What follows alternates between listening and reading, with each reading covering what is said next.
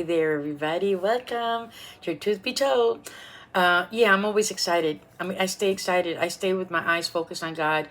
I lived a life many years ago that I was believing so many lies, and we live in the world, right? But we're not of it. I realized that I'm not of the world, that I get to choose what I think about daily, that I get to choose to keep my eyes fixed on Jesus, that I believe with all my heart and soul that I am an eternal being, and that this is a temporary situation at best, and that my purpose is to connect people to the vine of all life, because I know what His word did for me. So my passion is to connect people to the truth of God, because I'm telling you, we have so many carnal Christians that you may be saved, honey, you going to heaven, but you will never experience the love of God. Not the love of God, you will never experience the peace of God and every thing that He has available for you on this earth, because you refuse to submit. You refuse to read the Bible. You refuse to know His word. And just live surface. I call that carnal Christians. I call it surface turfing, surf and turf. You know, you surfing.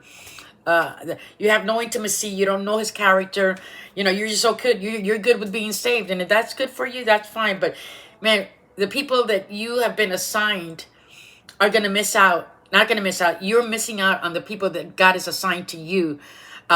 Because I am telling you, there's nothing more fulfilling than living your life in such a way that others will get to know Christ because of the way you choose to live your life, which means crucifying your flesh every day. I'm just keeping it real. You know, it's not easy, but man, the alternative is to live for yourself. You know, self. You know, that's the definition of pride. I'm just saying, you know, it's about me, me, me. No, we live in a world that's so consumed about what about me? What about me? I don't care about me. God has already taken care of me. I care about Him and making Him look good and honoring Him and glorifying Him. And when you live your life like that, I'm telling you, it changes you from the inside out, and it'll also change people that come in contact with you. I see it every single day, and it's all because of Him. I love what He's brought me out of, and I love what the position that He has placed me in my life. But I get to choose every single day whether I yield to Him or not. So you get to choose too. So let's talk about peace. All right, how to protect your peace. How do we protect our peace? Because it says our peace should be independent from our circumstances. People don't get that. When you allow your circumstances to rob your peace, take your peace, that's something you did. You opened the door. It's one of the most difficult things you'll ever do, right? Walking out the sanctification. But the truth is, God says, my peace I give unto you, not like the world gives. So it means that the world can't take it, right? If God gave it, the world can't take it away, right? We're in it, we're not of it. I say this a lot because we need to get a kingdom perspective, a kingdom mindset, right? I'm going to tell you, when was the last time you had peace? And where did you leave it? Where did you lose it? So we need to identify what we allow to take our peace, and we need to bring the truth of God into it, right? It says, I keep them in perfect peace, those whose mind is set on me. So there you have it. God is telling you, if you want your peace, you have to end the situation. You see something's trying to take your peace, you go, wait a minute. No, the word of God says this.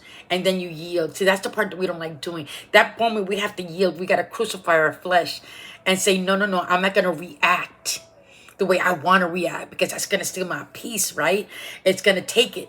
I'm going to give it away because it's Satan's bait. Offense is the number one. Ooh, you better watch that offense, honey. In the Greek, it's called Satan's bait. He tries to bait us and trap us, you know, because you make it about you. When you get offended, think about it. Any single time you've gotten offended, it's because it's about you. You make it about you. How, you know, so please, that's a red flag.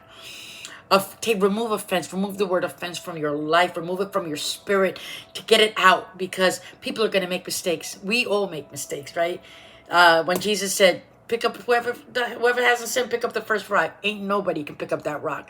So remove offense from your life. That's number one. And remember that God's peace is a gift. Don't let nobody take it from you. Identify the things that take away your peace, and use the keys to the kingdom and lock that door, honey. And don't you let nobody through it, okay? Okay, nobody worth taking. Nothing and no one. It should be able to take your peace, because it was a gift and it cost Him a very heavy price. Okay, there you got it.